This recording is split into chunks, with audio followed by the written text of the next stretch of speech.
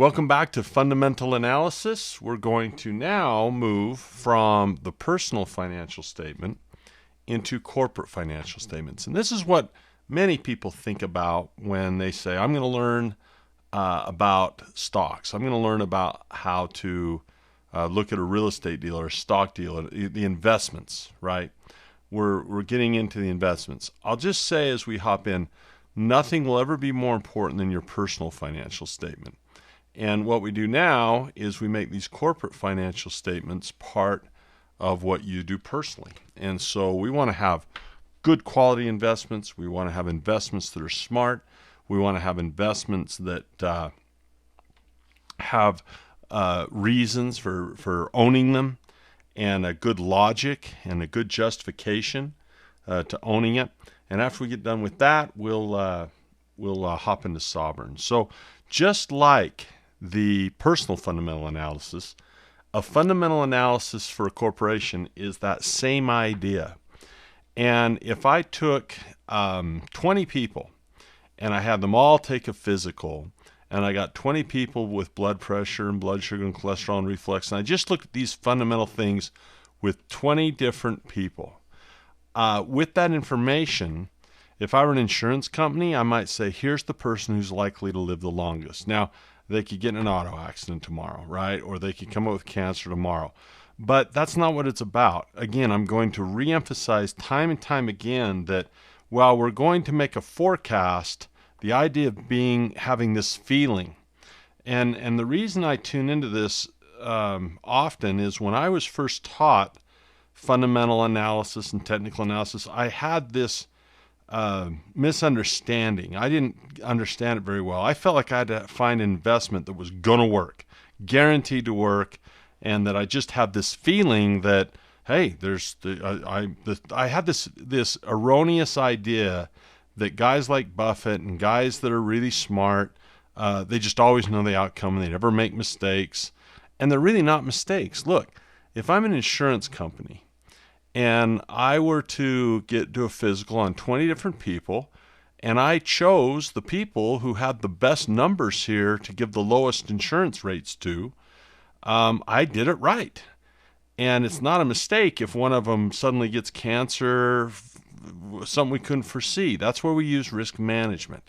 So just as this would help me find 20 of the most healthy people, if I run a fundamental analysis, it should be more and more clear to say, God, it really does make sense that before I invest in a stock, that the company I'm investing in should be making some money, and they should have control of their expenses. And I should look at the assets and liabilities. What do they have? What do they owe? How much cash is flowing in, and what is the equity in this company? What's it really worth?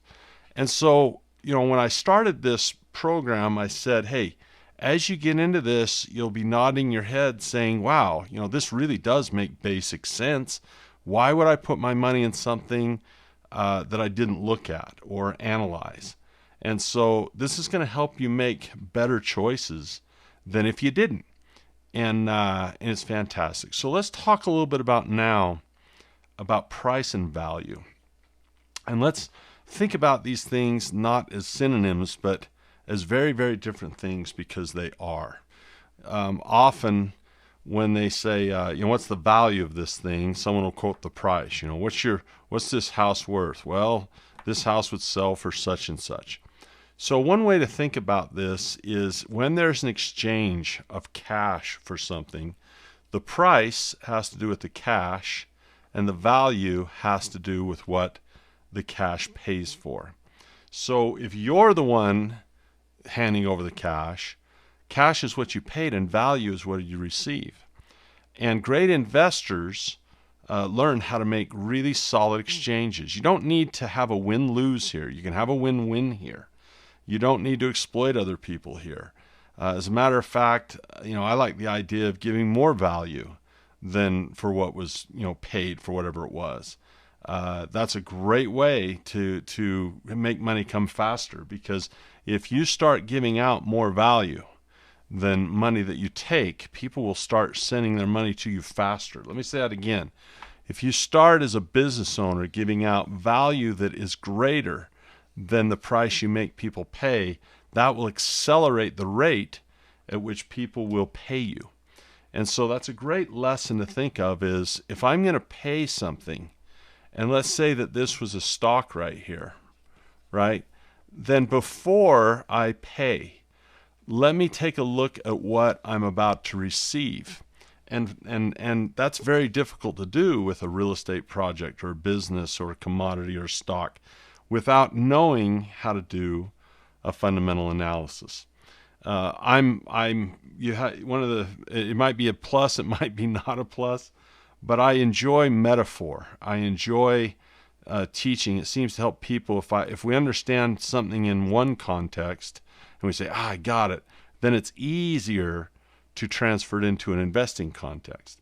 So because I played a little basketball, I'm a big fan. We might use a basketball idea here. Is you have LeBron James, who's an older player in the league, and you have Zion, who's a younger player in the league. So when these guys, go to negotiate their contracts, you're saying, what do you pay this player? What's the price for this player? But what am I really going to get from this player? And the way this works is I'm going to say, well, if I look at LeBron, what's his current production? It's probably really, really high. And what's his potential for improvement? Well, it's probably a little bit lower potential for improvement because he's older, and you slow down when you're older. And so this would be LeBron, huge production maybe now, but less production, maybe later on for potential. With Zion, maybe some good production now, but probably a pretty big upside. So, we look at this, what they're doing now. If we looked at a stock, we might say, well, how much money do they earn now? Earn now, and then what might their growth potential be, in the future? That's how we might look at it. Well, the only way we can really look at that is do a fundamental analysis. So that'd be value. Okay, now price is going to be determined also when other people begin to make that judgment. And as everyone looks at this idea of current production potential, they'll all begin to bid on what they think that value is worth in terms of price, in terms of money. And so then the supply and demand starts, and that drives prices higher depending on how people feel about this value. So if we look at this same idea, how do we value a player? Well, we look at how much they produce and what they might produce in the future. Okay, well, how do we price a player? Well, what are other people willing to pay, right? And if we happen to have really good understanding of value, we might have a little insight here, because if we can find value that other people have missed, and that they're paying really high prices because they're caught up in a frenzy, or they're underpaying someone, this is where you go. There's a wonderful movie called Moneyball with Brad Pitt, and I'm not the biggest Brad Pitt fan, but it's about this very, very thing. Is here you have the Oakland A's, and they're struggling, and so they really took a step back and said, well, are we going to get into a price war for all these players, right? Are we going to get in a price war, or are we going to say, okay, what do we want? Well, we want runs, right? That's what we want. We want to purchase runs, not people. And so they looked at people that could produce runs, and in case they said, here's a guy that gets on base by getting walked a lot, so we'll pay more for him. And they found hidden value in these players. And I sincerely recommend you watch the movie Moneyball, because it helps you understand it's a great lesson in fundamental analysis in terms of price and value. So once you understand that in baseball, then maybe you come into the 4 pillars of investing. You say, okay, now I understand that in basketball and baseball, what I'm getting and what I'm paying for it. Okay, now let's look at stock. How do you value a stock? Well, we might do the same thing. What's the current production? And then what price, is trending? And so that makes up the first 2 pillars right there, is the value we're getting for the stock and the trending prices, because they are different things. So if you have to rewind this and go through it 2 or 3 times and watch the movie Moneyball, to kind of think of it. Okay, what am I really paying for? I want to play for runs, not a name or a player. I want to play for runs. That's a real cool way to look at it.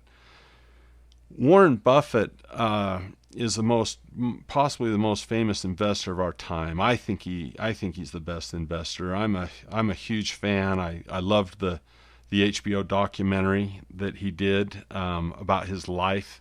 That's a great one to watch, as well as these movies I'm telling you to learn from. Isn't that funny? I like to learn from movies instead of a classroom. And Warren Buffett, in that HBO documentary, it talks a little bit about his, not much, but a little bit about his mentor and teacher, who was Benjamin Graham. And Benjamin Graham really was about value investing. In other words, he says, we're going to study what we're getting here. We're really going to take the time to look at what they're doing now and what their potential could be. We're going to learn how to study value investing. And it says that what value investors do, and a great book by Benjamin Graham that I think still applies today, with electronic trading, maybe some people might argue that it's not relevant anymore. I believe it still is. Certainly high frequency and algorithmic and artificial intelligence trading machines have had some impact on this, but fundamentals will still matter. And so there's a great book called The Intelligent Investor. And when you look at the word intelligent, notice that it's intel, which means we're going to gather information. You know, the CIA is the Central Intelligence Agency. They have spies that go out and they gather intelligence, they gather information. So he has a book called The Intelligent Investor. And they look for securities where the prices don't match the value, because the prices are unjustifiably low based on what's inside the company. And so there isn't a universally way to accept this intrinsic worth, but most often, and it's absolutely the approach we use, it's estimated by looking by analyzing fundamentals, or if you reverse those two terms, fundamental analysis.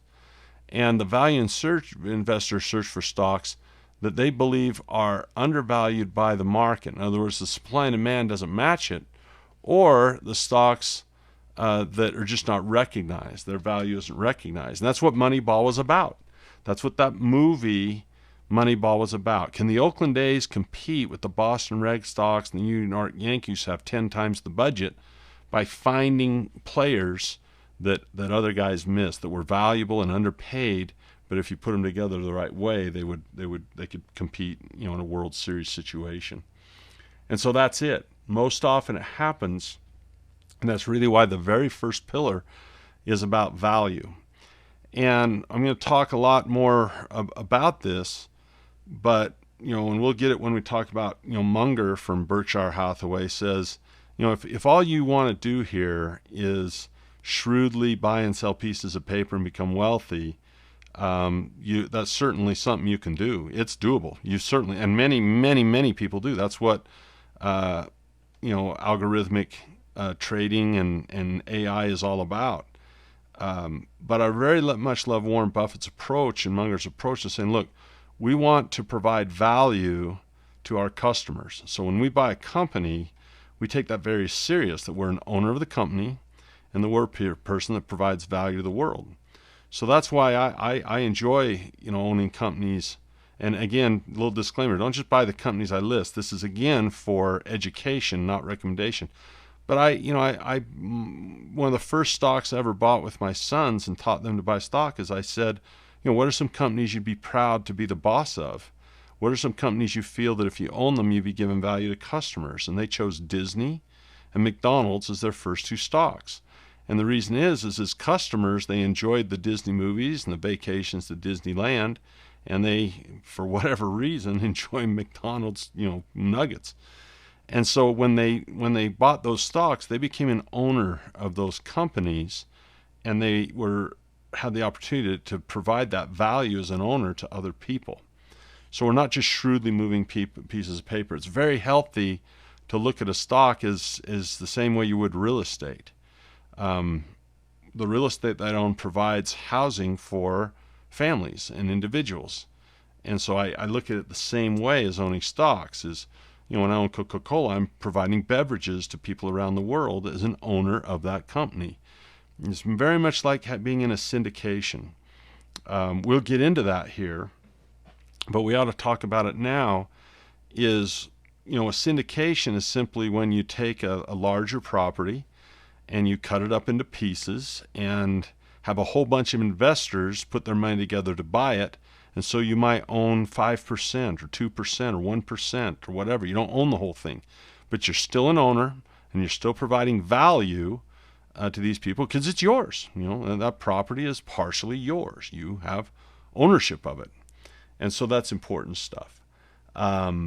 So that is the fundamental analysis idea of value investing. So there's a lot of lessons from history. I don't remember if I did this, I think I might have done this in the very first version of Four Pillars and that we did years ago. It bears repeating. There's something called obsolescence risk that we'll talk about in the fourth pillar, risk management. And here we have a company that is in the same business. They're in the movie business. And so Netflix is about watching the TV, and Blockbuster is about watching the TV. One uses a streaming technology, one used to use a DVD technology. And the streaming technology overtook and made the DVD technology overvalued. There's people that will be taking this version of the four pillars, or young investors that will scratch their head at this and say, wait, you actually used to go to a store and you'd walk the aisles and pick up a DVD and rent it and have to take it back after you watch the movie? That's the silliest thing we've ever heard of. Just download it. And yet that's exactly what we did. That's exactly what we used to do. And so let's just do this. This will be fun. I'm going to go out of theater mode. We're going to take a look at some of these financial statements. Let's just go and begin here with Blockbuster Incorporated. And again, this is around 2010. They filed for 2009 on January 3rd, 2010. And so this is when we were able to receive this information. Now, a Form 10-K is what the Securities and Exchange Commission requires all publicly traded companies, all companies you can trade stock in on the exchanges, to publish a statement. To do this Form 10-K every single year. They actually have to do one every quarter as well, called a 10-Q. So the 10-Q happens quarterly, and this one happens annually. And what this is it's a chance for those guys to give investors information about their business. So when we talked about Warren Buffett being a student of Benjamin Graham and saying, let's dig in and see what we're buying. In a way, you're purchasing the financial statement, really. The financial statement tells you what the business is and what it looks like and what you're getting yourself into, what you're buying. And so as we search for value, we might see a stock that's low cost. Well, let's go in and see if we can find out why that might be. Why are investors not as interested in this stock? Or if a price is very, very high, we can say, well, why are they willing to pay so much for this stock? So the first thing as we scroll down here that you'll notice is risk factors. So let's open this in a new tab for risk factors. And it will say, here are the things that we see could cause us problems. So this form forces companies to say, look, this is what we can see within reason. And, this is where Enron failed, Enron had all kinds of problems and they did not put them in this statement, which is illegal. So it's a very exhaustive thing, because if a company were to have a problem, it can have lawsuit and problems, and they have to put their best foot forward. And if there's something ugly, they have to declare it. And so here are some of the risk factors that Blockbuster sees in their business, and there's a lot of them here, right here, tons of them. One of them that I think is important to point out is the idea of their business strategy in terms of their operation. Let's find it right here.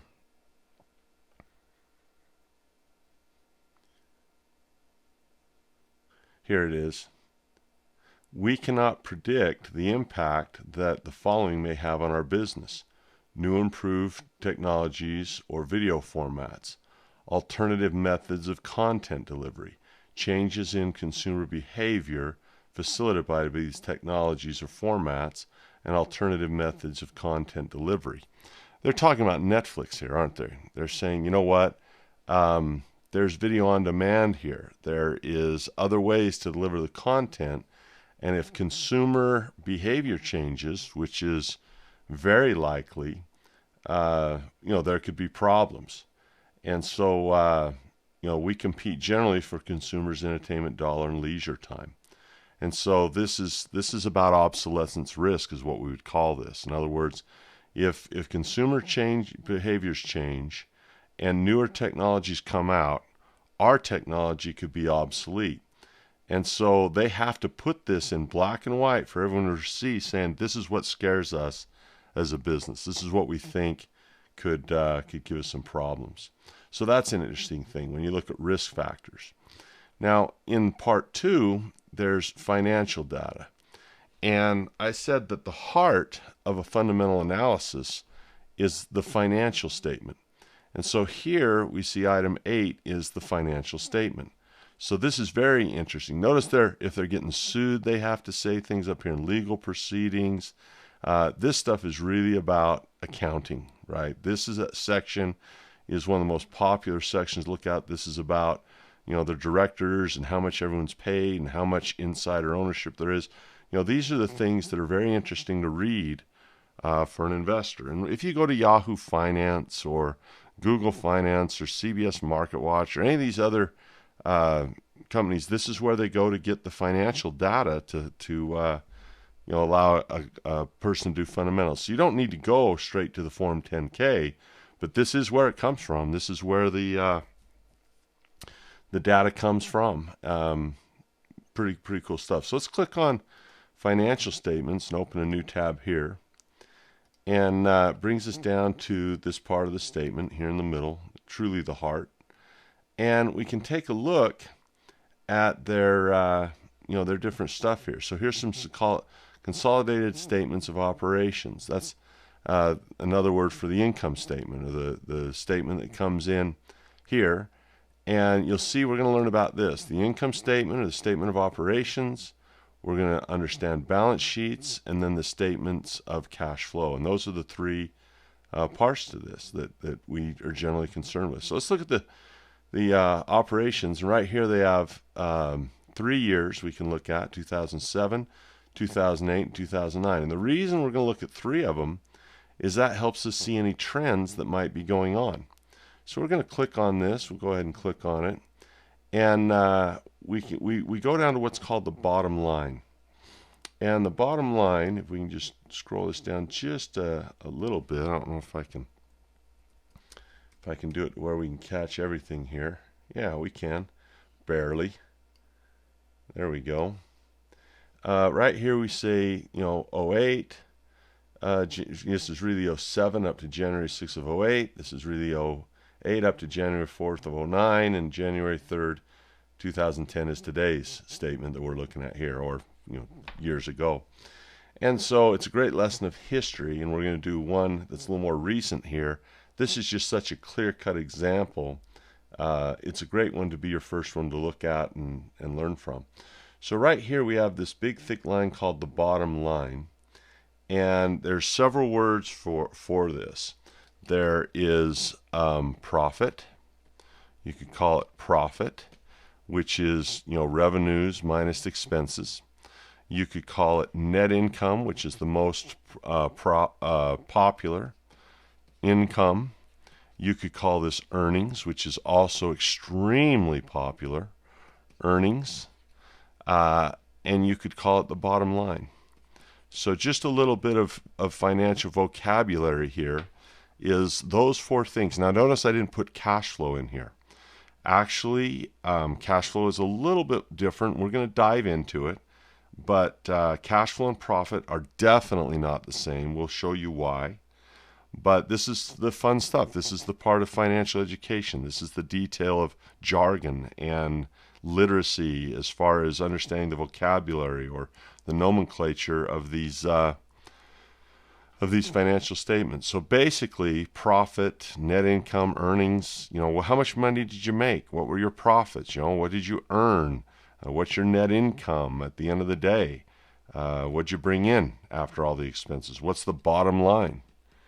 Right? That's where the word the bottom line comes from. Often it's a figure of speech now. Hey, just give me the bottom line.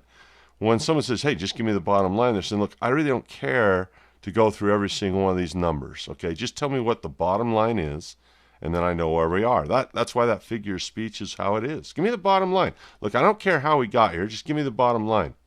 And the bottom line is simply this. You are a stockholder. You are an owner of this business. So as an owner of this business, you can see how much your business lost. And here we have 3 years ago. This is in check this out. This is in millions. So they didn't lose $85. They lost $85 million. Then they lost $385 million. And then they lost $569 million.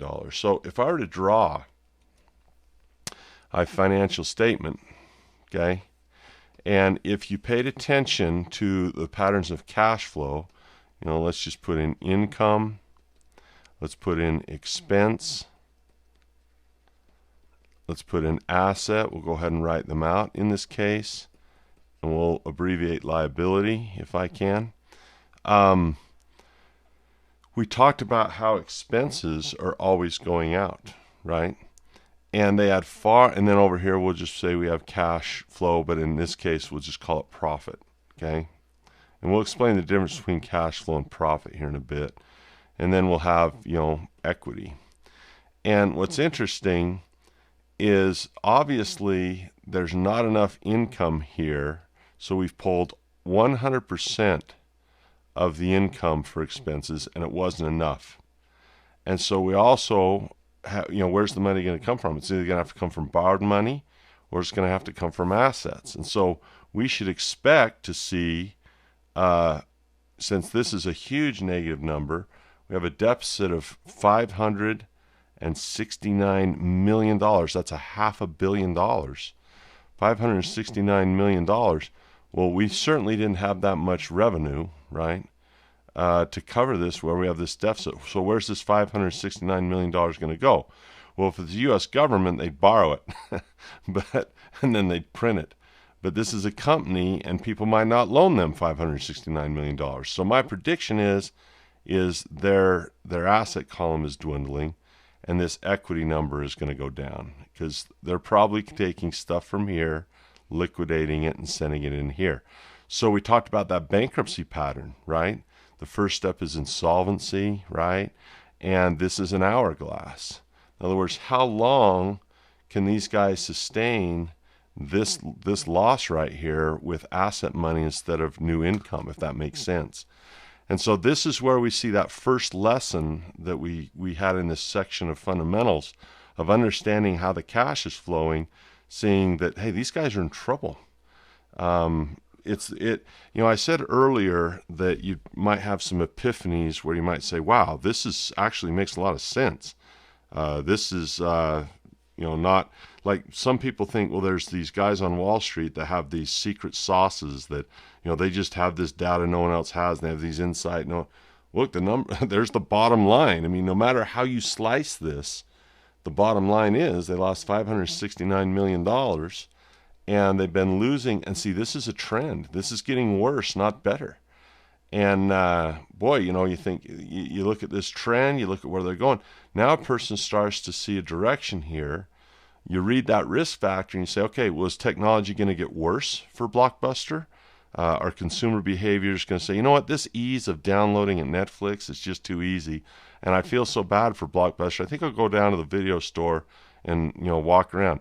This is the point where the guys left in the video store a little weird, right? I mean, you're like, oh, these guys, who's hanging out at the video store anymore?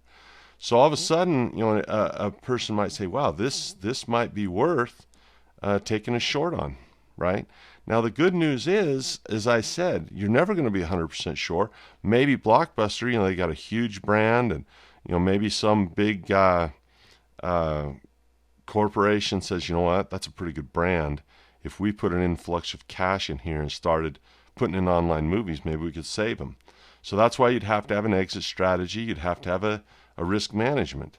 But as it stands right now, we could make a decision to take a short position on here without guessing or going off a gut feeling. We say, look, we have data that says if things continue the way they are, this company is going to go bankrupt. If this trend continues, they will go bankrupt, right?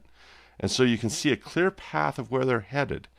It is the risk management that deals with sudden change. So you can feel a level of comfort here knowing that you will never get to a point where you're going to have a guarantee that, oh yeah, guaranteed this one's going up.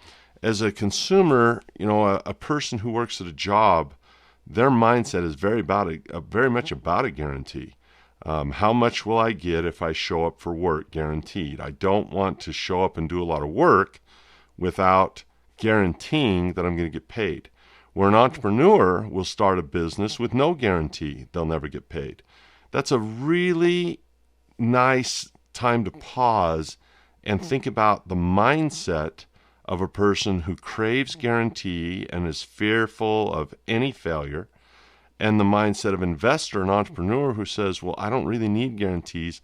I can adjust, I can deal with a failure. Most importantly, I can manage risk if things were to change. And so the entrepreneur starts a business on day one with no guarantee he or she will get paid. The employee comes demanding that they'll get paid, and that's why both groups of people wind up where they are. So you can feel a level of comfort in your education at this point, saying, okay, I get it. I'm never going to get to this phantom place where I have a guarantee that when I buy the stock it goes up, or when I short the stock it goes down. But what I can do is I can do what Warren Buffett does, and I can do what Charlie Munger does. They don't have any more numbers here than we do. It would be illegal if we ever found out that they, like Martha Stewart, got put in house arrest and had to wear an ankle bracelet because she had information from the inside that they didn't disclose to the general public. And if you get caught doing that, you go to prison, just like Martha did. And Warren Buffett's too rich to risk that, right? He's not going to risk that. And so these are the numbers that we get to see, and we get to interpret. And that's pretty clear that these guys are in trouble. It's pretty doggone clear that if things don't change, they could be in serious trouble. So let's take a picture of this just so we have it, and so we can erase some of these things and move them around. And I'm just going to really take my time with this. I hope the critique I get is, Andy, you were too methodical, too slow. You repeated yourself too much. Because if I get one or two critiques like that, I'll get 2,000 or 3,000 thank yous on going slow. So that is really the bottom line. We can see that they lost money here on this bottom line. Let's go back up here. And now let's look at the consolidated balance sheets, and they're going to give us 1 year here from 09 to 10. And so we'll be able to compare 1 year. And here's the assets. Here's what they own, and here's what they owe. And we see a problem, a problem here as well. Right here we see liabilities from stockholder equity. We see assets. We see liabilities. And, we'll just stick with it right here. And then we see the equity, which is out here, the equity. And again, this is the shareholders' equity, and in this case, or deficit. And in this case, if you look at this right here, this is an interesting number, is these numbers are not looking too good, right? Here we go from 2154 to 1583, and cumulative comprehensive losses and this total stockholder deficits. these numbers are not going the right direction, are they? They're getting smaller, they're getting weaker. So we see that the profits are going down, and it makes sense that equity would be falling because they're pulling money from assets, increasing liabilities to pay these expenses in this behemoth that is rough. Now, the reason this is such a fun thing to do is it's tough to see the up-and-comers. We'll talk about this later. When Steve Jobs started Apple, he was just one of millions of computer nerds tinkering his garage, and he would have been very hard to find. There was no 10K for Apple yet. There was no 10Q for Apple yet. They weren't even public yet. And to catch that on their first 10Q, there'd been no history to look at. There'd been no ideas to see. So it's very, very hard to see small things, and it's very, very big to see easy to see big things. A mountain is easier to see than a grain of sand. And when something big happens and is destroyed, like a World Trade Center, boy, it's spectacular in its magnitude to just see something so huge just crumbling to the ground.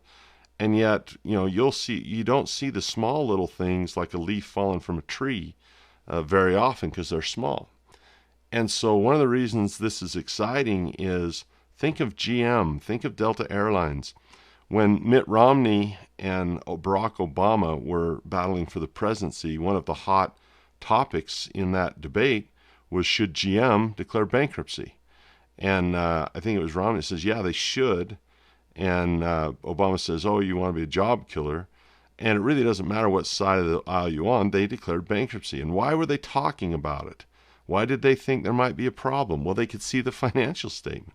They could see the liability of all those union workers that were demanding pay in retirement, and they could see that they weren't selling enough cars to pay their workers. And the only way to do that was to convert them over into 401ks and to just deny those pensions, just welch on those pensions. And the only way you can break those promises is to declare bankruptcy and start over. And you get a new clean balance sheet, so to speak. So there are fascinating opportunities to the short side, and we'll talk about that in the cash flow pillar. But here, fundamentally, Blockbuster is obviously struggling right here. Now, if we go back, let's get rid of these two. If we now go to a different one, this is Netflix. Now, what's interesting is why you might look at the long side here and you say, well, why is Blockbuster struggling? And when you look at their risk factors, they kind of gave it to you. They said, well, if consumer behaviors change and if technologies change, then we ask the question, well, who has these new technologies? And the answer here is Netflix. These are the ones that killed Blockbuster, this and Apple TV and stuff like that. And so we have the exact same stuff, right here. And we can have their risk statements and read their risk factors, which were very, very similar. And one of the risk factors they listed here was also video on demand. And unlike Blockbuster, they said, what, maybe DVDs in the mail are beating DVDs on the shelf, but what, ultimately this is going to go to streaming. And they saw this and they reacted to it. And they said, we're going to get into the streaming business. And so it was. Well, they have their same type of stuff here, and we have financial statements right here on item 8 once again, and we can click on these and start to see their financial statements, which are interesting to look at right here. So here's their report from their accounting firm. Here's the balance sheet. Let's look at the statement of operations that's here for these 3 years first. And revenues are looking pretty good. Now, this is in thousands. So that's $1 billion right there. That's pretty good. And we can see, down here, net income. And unlike Blockbuster, look at this. They go from 66 million, because this is in thousands, to 83 million to 115. So exactly the opposite trend of Blockbuster, right? And of course, you can put this in per share or whatever you want to do. If we come up here to the financial statement, we see the stockholders' equity is positive and climbing, right?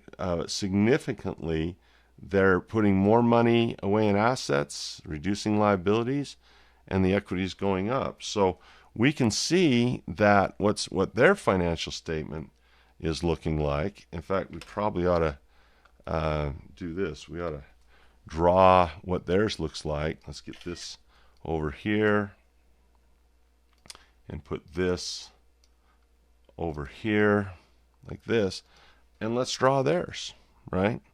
And so here we look at income, and I'll go ahead and abbreviate if I can have that license, please. It makes it go a little faster. Assets and liabilities. We see that there's just money pouring in here, and that they're able to pay their expenses easily right here. And that means that this extra money right here can go from the income column instead of out the door. The extra money now can go in the asset column, and the net worth or the equity, the shareholder equity, is going up, and the profits or earnings or net income is also going up. So here we have a positive number and a number that's growing, and plenty of income to feed the expense monster. And so the extra income can go buy more assets, which in turn might create more income. So a person might say, you know what, I like what I see here, and I don't have to tell you what would have happened if you'd have shorted Blockbuster in 2010 and bought Netflix in 2010.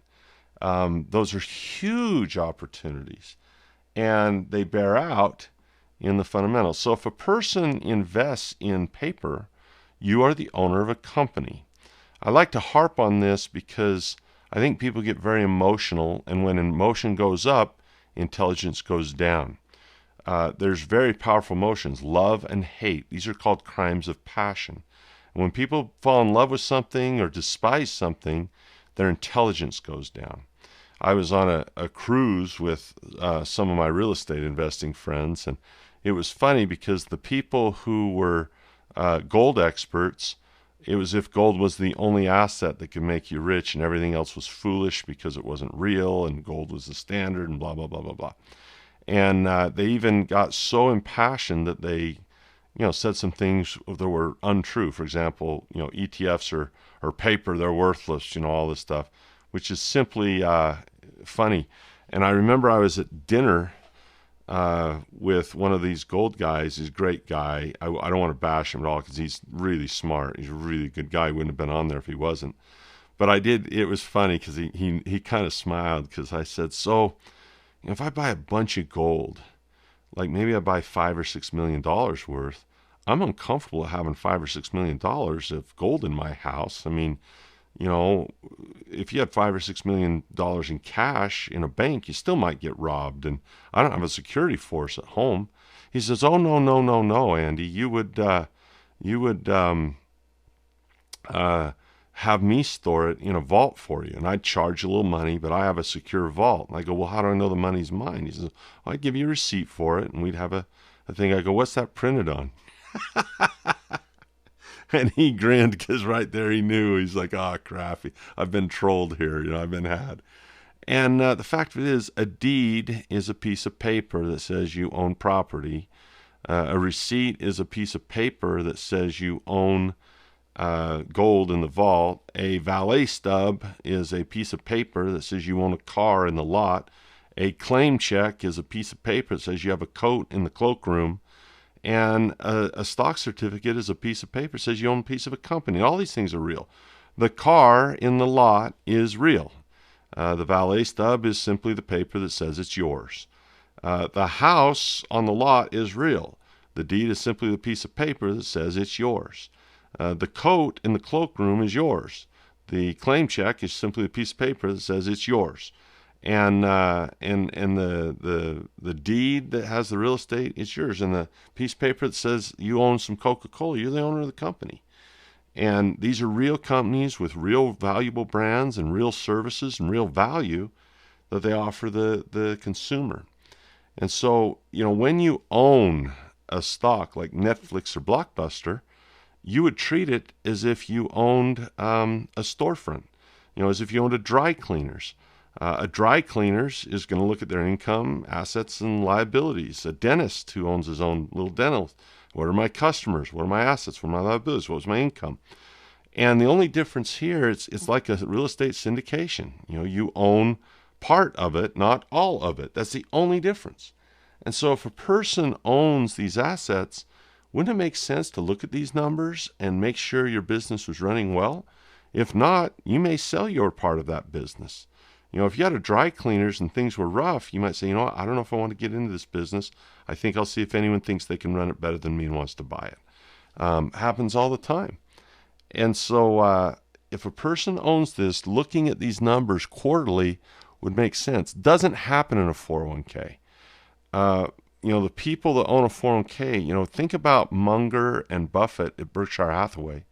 They're going to look at those numbers and demand reports every quarter from the companies they own wholly, like Fruit of the Loom, and the companies they own partially, like Coca-Cola. Those are very, very, very, very important numbers to see where we're going with stuff. And you can see two very different stories very clearly. So hopefully this has been made simple. Now, people might delve into these little tiny numbers to try to spot a micro trend of hope or dismay within these. Well, this went up, but this went down type of stuff. Almost every one of these asset numbers went up. Every single one of them went up. Look at that. I don't see one that didn't go up here. See that as you look through these. So, pretty cool stuff. I don't mind that the liabilities actually went up because they might be using liabilities to create more assets. So as you learn how these numbers work, this gives you the lighting to see the health. It's like a checkup, isn't it? It's just like going to the doctor and saying, well, how's the heart pumping? Let's take a look. How's the body mass index going? Let's take a look. And these fundamentals help us understand these assets much, much, much better. So let's go back here into theater mode, and we were able to see some of the stuff. Let's pop out of theater mode, and I'll show you one a little bit more recent. We won't go to the trouble of looking up the 10Qs because we can get their information on Yahoo Finance or Google Finance or MarketWatch, or really any of hundreds of sources will look at this information and put it out there. But that's a real great lesson, and there's a couple reasons I use this lesson from history, many years ago, is it really sets up things that are even more recent.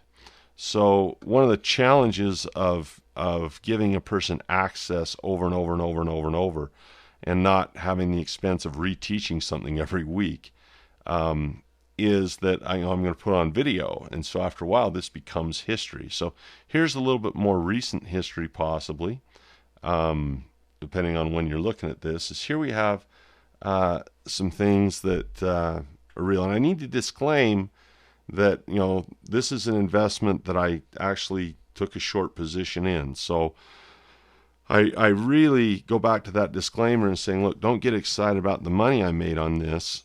Get excited about the process and learning. Just the fact that I'm using one that I made money on, that was a really nice trade, isn't to, say, oh, I'm recommending you do this, because chances are, by the time you're watching this, either A, there's a chance this thing might have already gone bankrupt, or B, they saved the day and I had to have exited at some point. But as of it stands, right now, this was a really nice one here. So here on this side, we have GameStop. And this data, let's look at their income statement, and I'll go ahead and blow it up right here. This is from a website, and it's a little bit cleaner and easier to see than the scrolling through the 10Qs. This is, again, there's any number of websites you can go to get this information. Really, really easy, really, really nice. And so here we have GameStop, and we come down, we say, well, what was the bottom line, right? What is the net income applicable to common shares? And here we can see 4 years of 16, 17, 18, and 19, 4 years of money. So here we have a positive See this?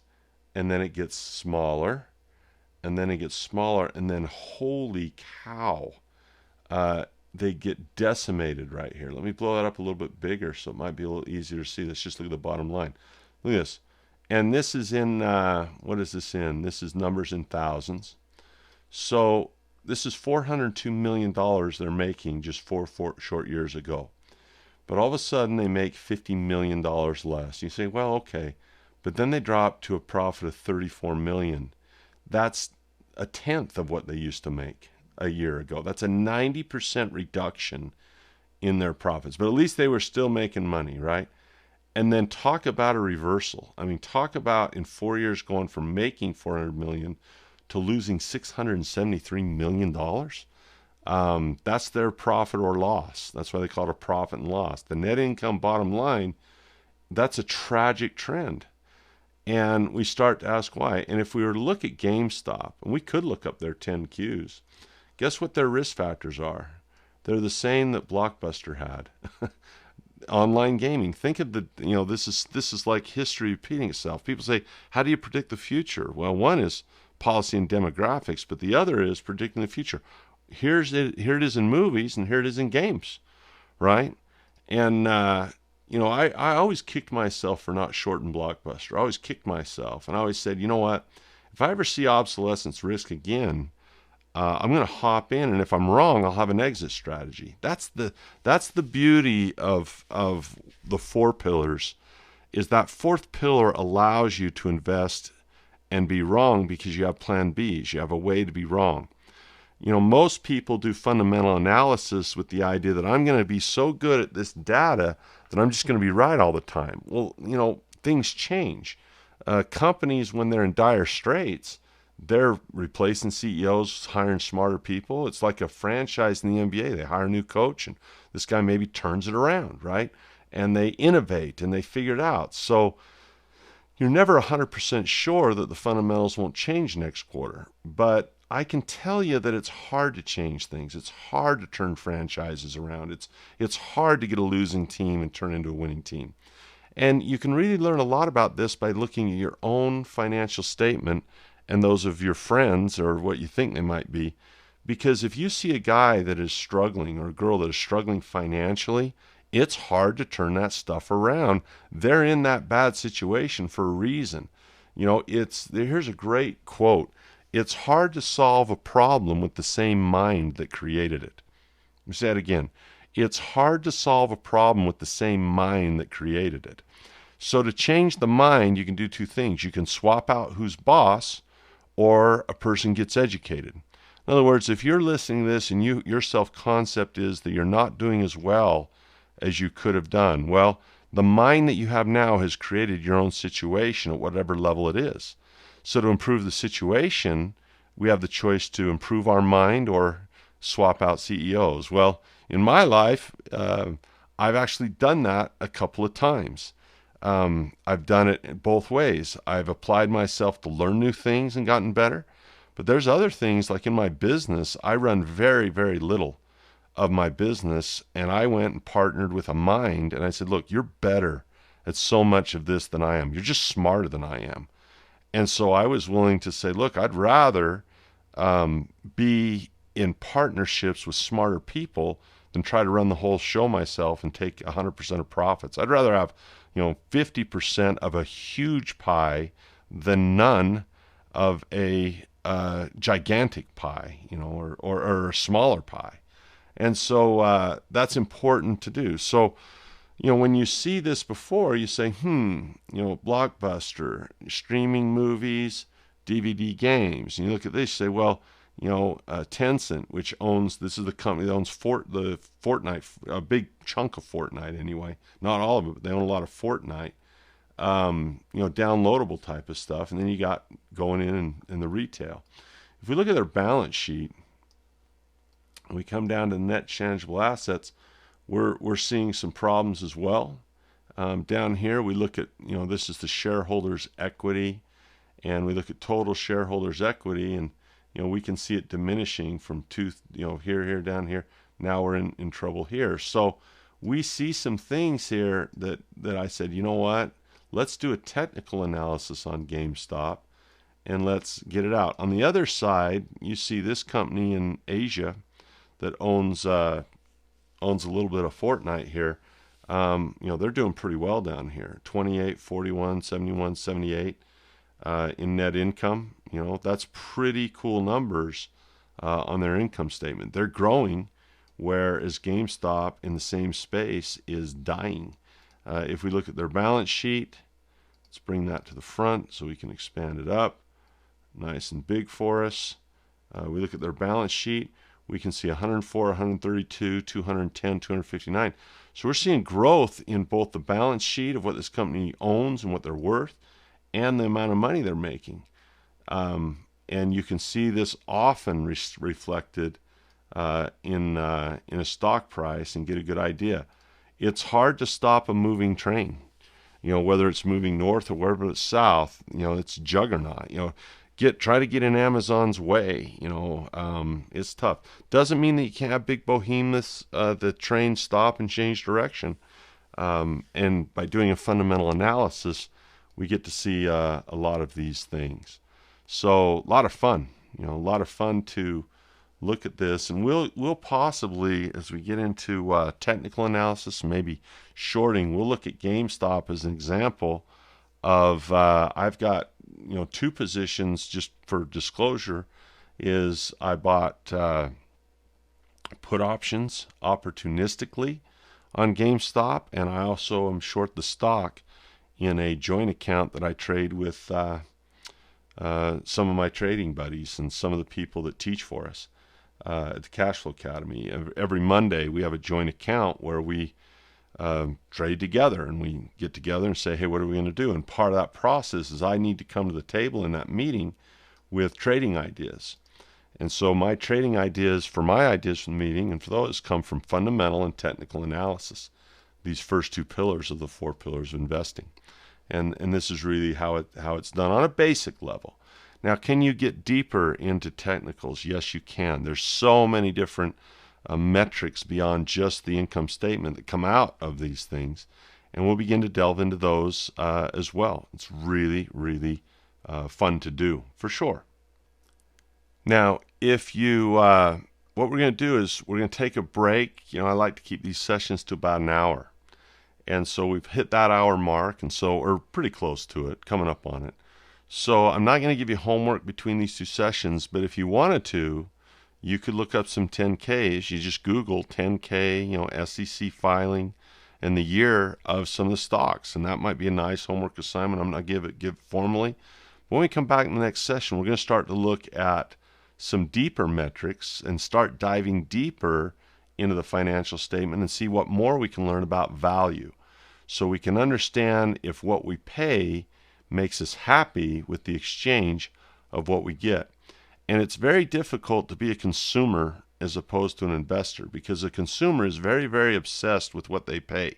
They have very little understanding of what they get. Most of the time, a consumer is paying for something that costs less than what the guy to make. They're paying retail instead of wholesale. And so as a entrepreneur, you want to pay wholesale and offer that value for retail.